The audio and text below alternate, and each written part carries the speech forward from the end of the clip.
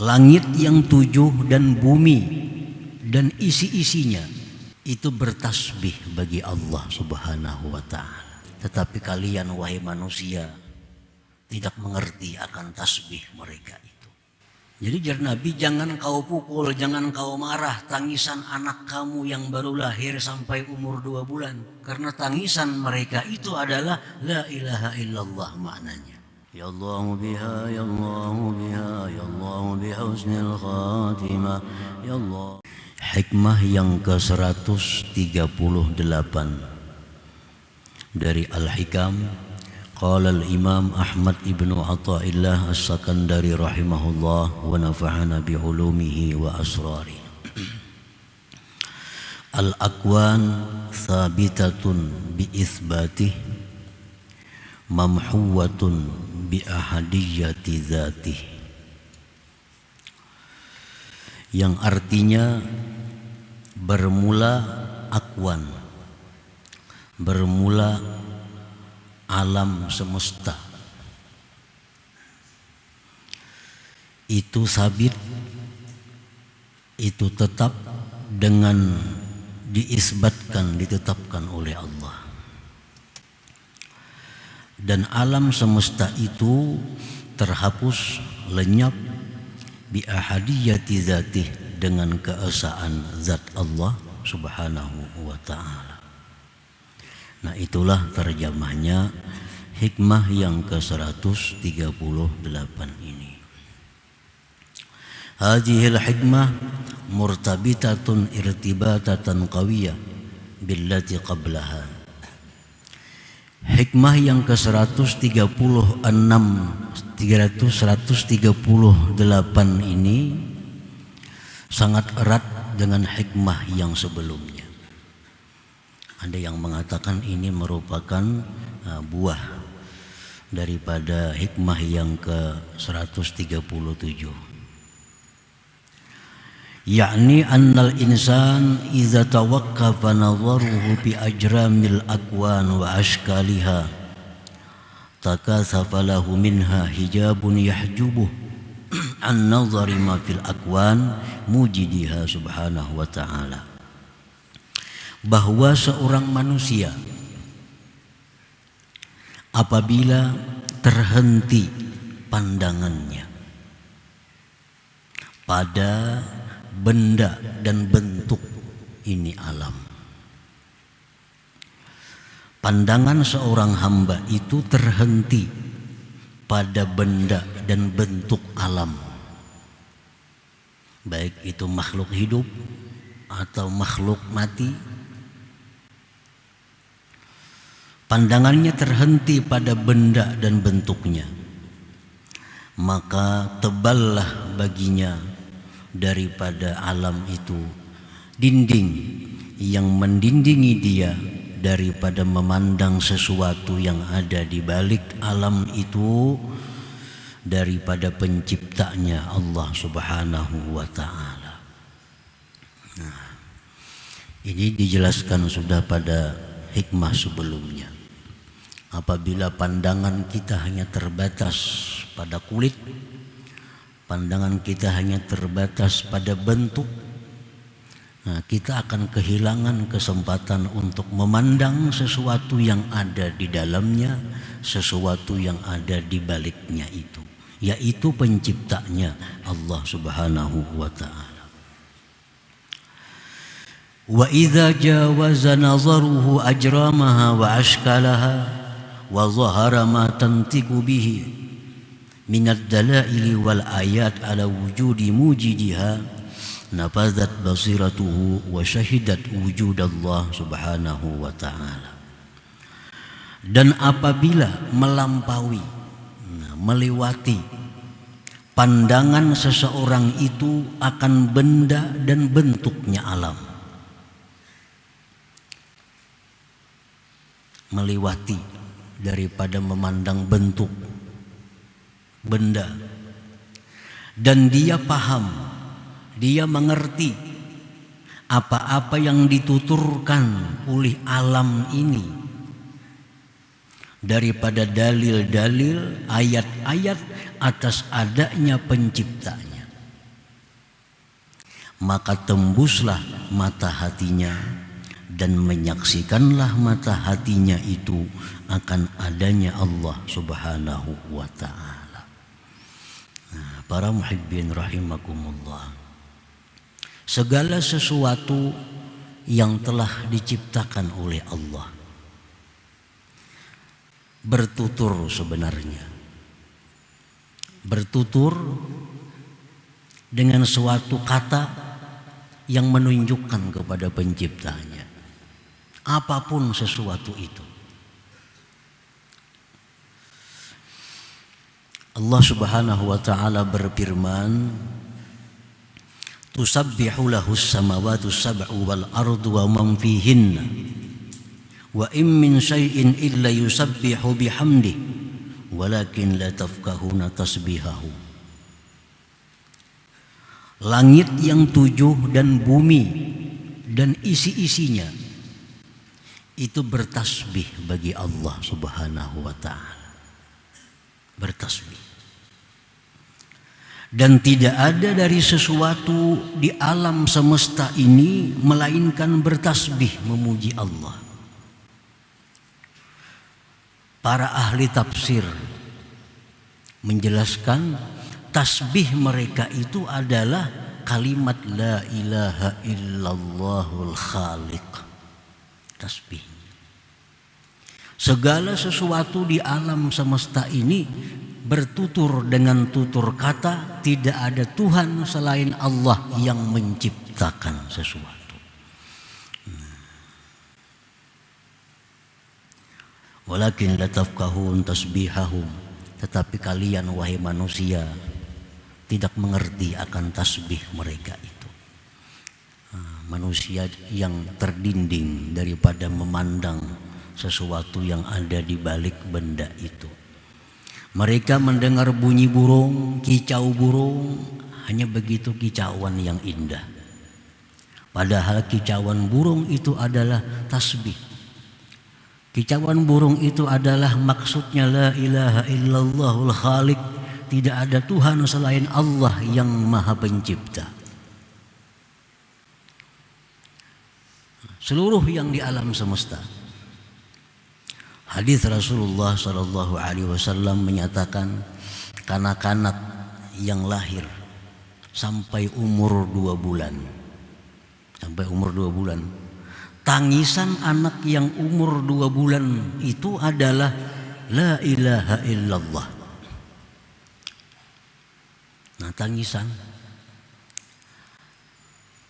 Jadi jar Nabi, jangan kau pukul, jangan kau marah tangisan anak kamu yang baru lahir sampai umur 2 bulan. Karena tangisan mereka itu adalah la ilaha illallah maknanya. Umur 2 bulan sampai 4 bulan, tangisan mereka itu adalah as-siqatu billah. Percaya hanya dengan Allah. Untuk anak-anak yang belum ada akalnya, tangisannya pun bermakna la ilaha illallah.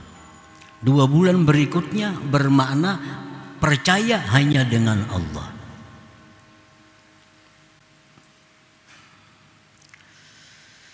Nah, para muhibbin rahimakumullah. Jadi apabila kita mampu melewati bentuk benda, pandangan kita mampu melewati itu, tembusakan pandangan sampai ke dalamnya, sampai ke baliknya, kita akan mengerti tasbih-tasbih makhluk Allah itu. Nah, apabila sudah demikian, maka mata hati kita akan bisa menyaksikan wujudnya Allah Subhanahu wa ta'ala. Nah, orang-orang seperti ini, orang-orang yang berzikir la ilaha illallah, tapi makna dalam hati mereka la mawjud illallah. Ucapannya sama dengan kita, la ilaha illallah, la ilaha illallah. Namun kita tiada Tuhan selain Allah. Tapi kalau orang yang sudah sampai demikian, dalam hati mereka itu la mawjud illallah, tidak ada yang bersifat wujud melainkan Allah Subhanahu wa ta'ala.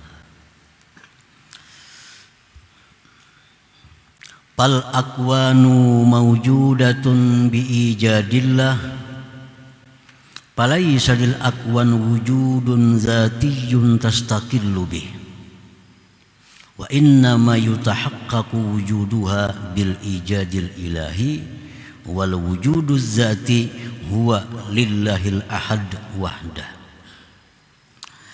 Bermula alam semesta ini itu diadakan oleh Allah Subhanahu wa ta'ala. Jadi alam semesta ini adanya itu bukan ada yang berdiri sendiri. Yang ada berdiri sendiri itu hanya adalah Allah yang Maha Esa, Al-Ahad yang Maha Esa. Nah itu maksudnya al-akwan sabitatun bi isbatihnya tadi.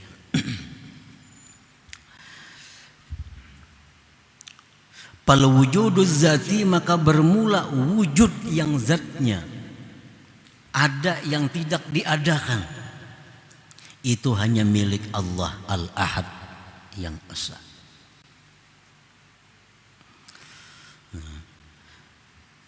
Ahad dengan wahid itu ada perbedaan, walaupun artinya sama-sama esa, sama-sama satu. Al-Ahad la yusafu bihi ghairullah ta'ala. Kalau ahad itu tidak boleh dipakaikan selain Allah.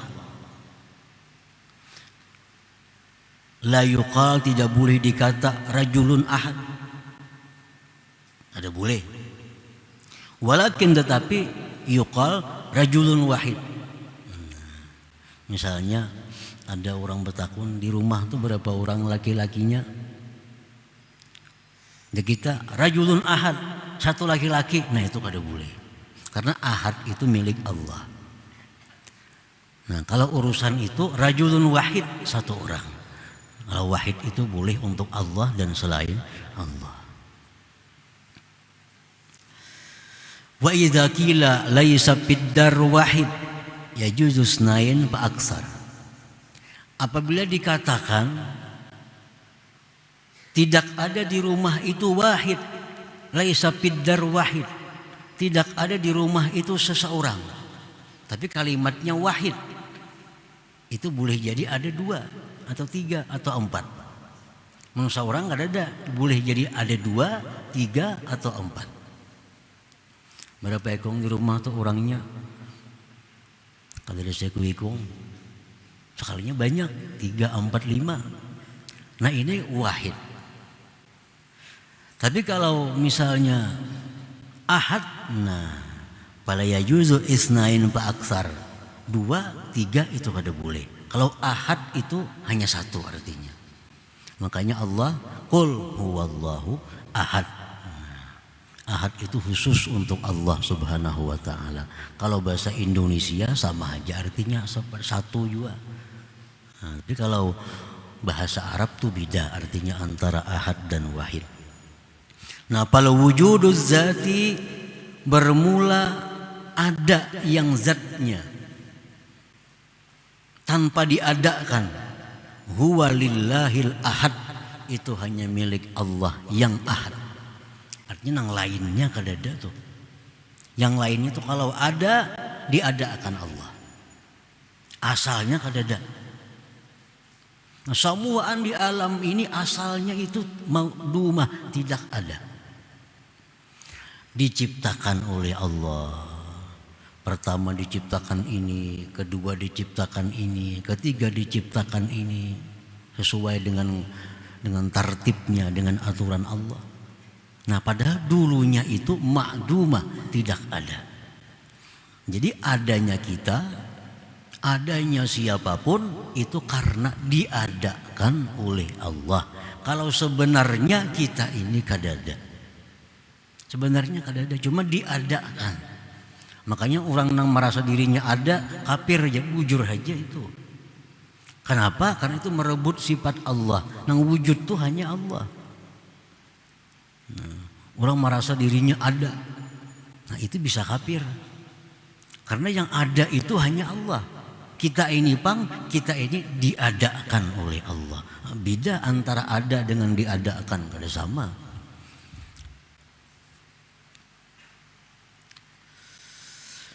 Nah, para muhibbin rahimakumullah.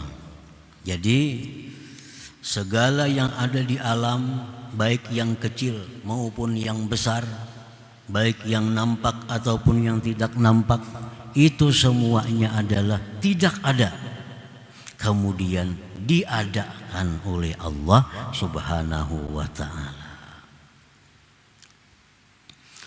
Nafal ma'rifatu annal akwana ma'dumatun laulal ijadul ilahi la hawla laha laulal hawlul ilahi la quwwata laha laulal quwwatul ilahiyah la naf'a laha laulal naf'ul ilahi la dhurra laha laulal dhurrul ilahi tuthmiru awsafan hamidah. Bermula makrifat, bermula mengenali dengan pengenalan yang seyakin-yakinnya bahwa alam semesta ini tidak ada jikalau tidak diadakan oleh Allah. Meyakini seyakin-yakinnya bahwa alam semesta ini tidak ada daya baginya jika tidak didayakan oleh Allah. Alam semesta ini tidak ada kekuatan kalau tidak dikuatkan oleh Allah. Meyakini bahwa alam semesta ini tidak bisa memberi manfaat kalau tidak diberi manfaat oleh Allah. Meyakini bahwa alam semesta ini tidak bisa memudaratkan jikalau tidak dimudaratkan oleh Allah. Nah, keyakinan itu akan membuahkan banyak sifat-sifat yang terpuji di dalam diri kita. Kita sudah meyakini, sudah mengenali makrifat bujur bahwa alam ini kada ada, jakanya kada diadakan, kada badaya mung kada didayakan, kada bisa memberi manfaat kalau kada dimanfaatkan oleh Allah.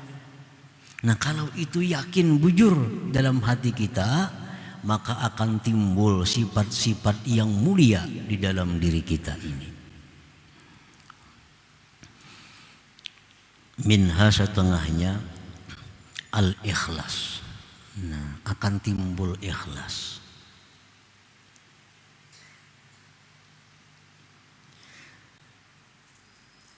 Kita kada akan bisa ikhlas kalau masih mengakui bahwa alam ini ada.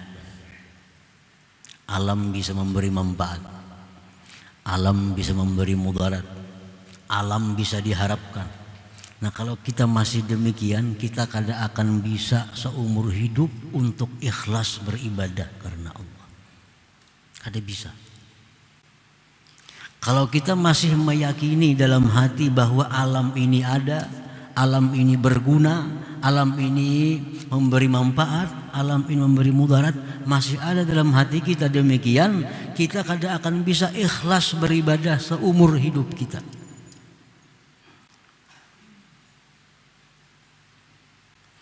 Kita bisa ikhlas itu kalau sudah kita meyakini bahwa alam ini tidak ada jikalau tidak diadakan Allah. Allah kada bisa memberi manfaat kalau kada dimanfaatkan oleh Allah. Meyakini bahwa alam ini tidak bisa memudaratkan jikalau tidak dimudaratkan oleh Allah. Nah, kalau kita keyakinan demikian, kita bisa ikhlas karena Allah. Jadi kayak apa aja, kitab apa aja, guru mana aja, kada kawa ikhlas belajar. Kasih itu kamari menuntut ilmu, kada bisa ikhlas. Kenapa? Karena dasarnya belum dirubah, pokoknya belum dirubah. Keyakinan yang paling dasar masih dahulu. Nah, kayak apa arti ikhlas? Ini. Apa keuntungan ikhlas? Ini. Apa bahayanya orang kada ikhlas? Ini. Tapi dipraktikkan kada kawa. Kenapa? Karena dalam hati masih mengakui adanya alam ini. Dalam hati masih mengakui bahwa alam bisa memberi manfaat, bisa memberi mudarat. Nah, itu pokoknya di situ. Kalau kita sudah mengakui ini, walaupun sehari belajar ikhlas bisa. Tapi akui dulu ini. Akui dulu bahwa alam tidak ada. Mana ada nih Bang, kenapa? Itu diada-akan benar aja. Diada-akan benar aja. Isukin bisa kada ada lagi. Kalau Allah menghendaki, isuk bisa kada ada lagi.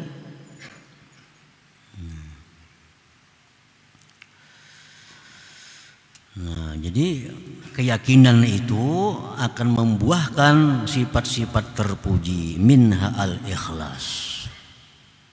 Fala ya'malu illa lillahil ahadil haq, maka dia tidak beramal kecuali karena Allah yang asa, yang sebenarnya. Nya sudah tahu.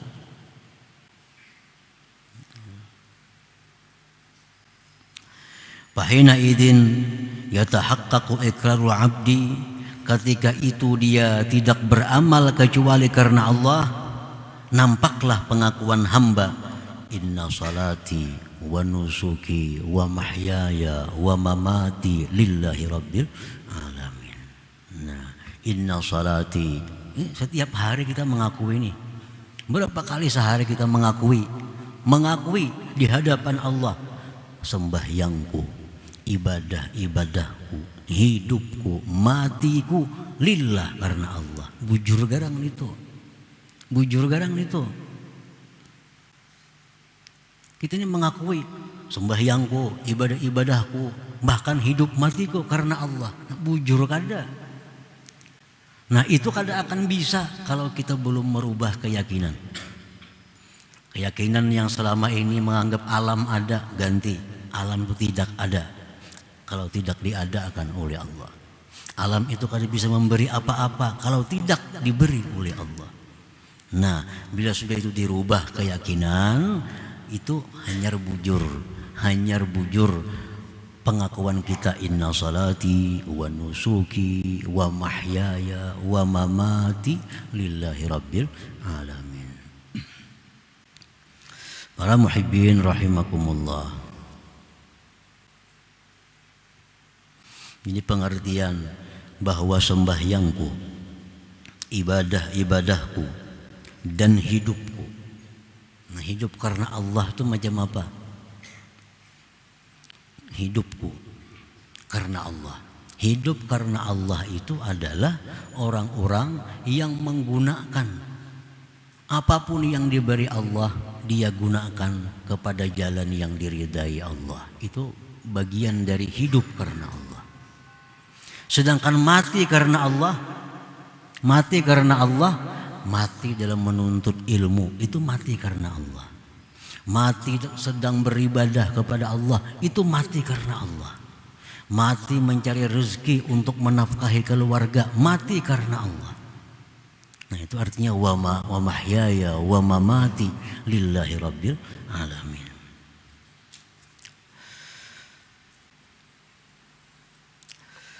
Qala ta'ala, firman Allah Ta'ala, faman kana yarju liqa'a rabbih falyamal 'amalan shalihan wa la yusyrik bi'ibadati rabbih ahada.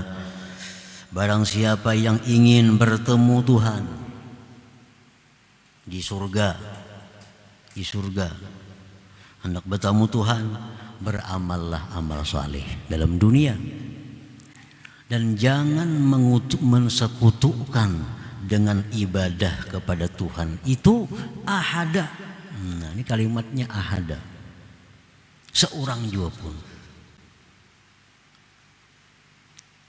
Kalau hendak bertemu Allah di dalam surga, itu mesti beramal saleh dan jangan mensekutukan ibadah itu kepada selain Allah.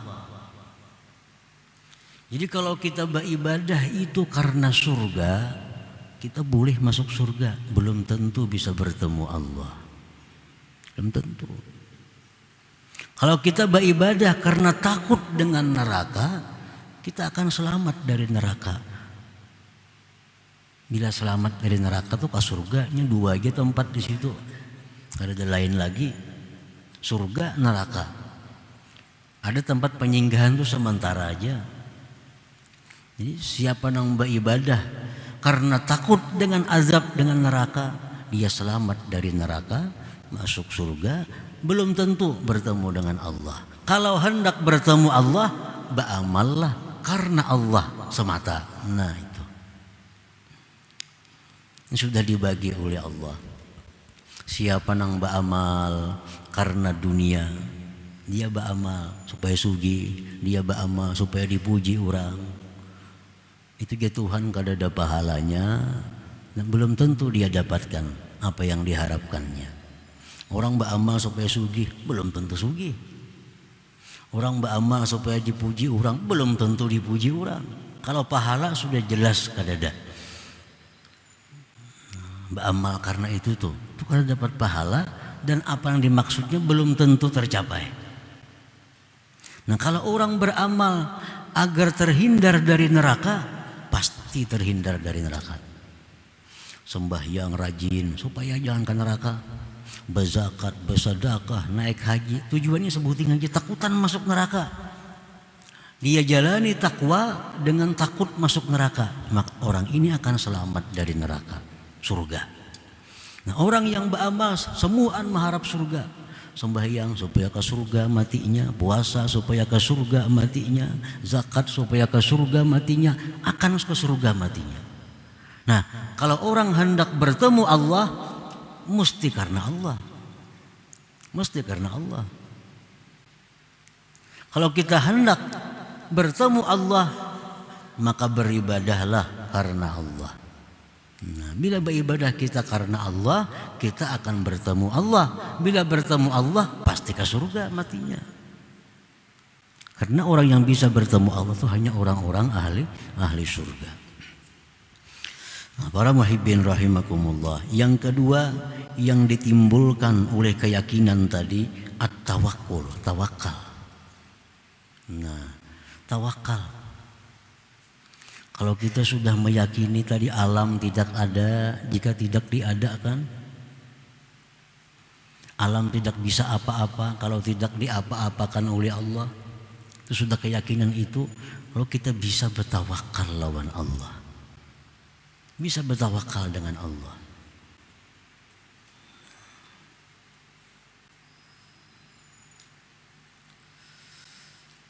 Fala yata'allaqu qalbuhu illa billah, maka tidak bergantung lagi hatinya kecuali dengan Allah. Nah, bergantung lawan alam sama aja. Bergantung dengan alam, bergantung dengan manusia, bergantung dengan siapapun, sama dengan kita. Pada kada punya apa-apa, pada kada ada juga asalnya. Nah kalau hendak bergantung hati, bergantunglah dengan zat yang maha ada, yang maha hidup, maha segala-galanya.